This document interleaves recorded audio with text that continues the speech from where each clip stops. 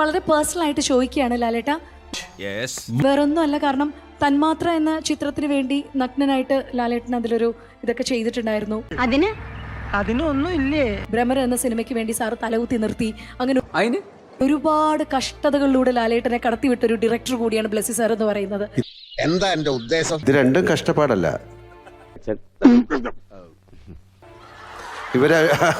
ഇവരനുഭവിച്ച് നോക്കുമ്പോൾ നഗ്നനായിട്ട് നിൽക്കുന്ന കഷ്ടപ്പാടല്ല, തലകുത്തി നിൽക്കാനും എനിക്ക് പറ്റും.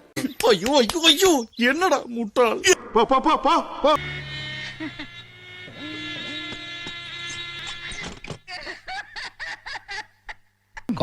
തടയരുത്. എന്തുകൊണ്ടായിരിക്കും നമ്മുടെ ലാലേട്ടനെ നജീബായിട്ട് പരിഗണിക്കാതിരുന്നത് ബ്ലെസ്സി സാർ? വലിയ കാര്യം, അത് ആവശ്യമില്ലാത്ത കാര്യം ചോദിക്കണ്ട. ഞാൻ മര്യാദയ്ക്ക് ജീവിച്ചോട്ടെ. ഏറ്റവും നല്ല കാളെ എല്ലാം ചെയ്തു കഴിഞ്ഞില്ലേ?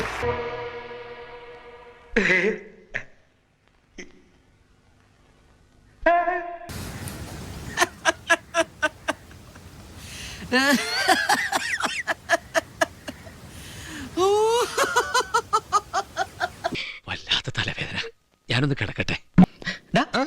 കിട്ടിയാ? ഇല്ല, ചോദിച്ചു വാങ്ങിച്ചു. പോവാ.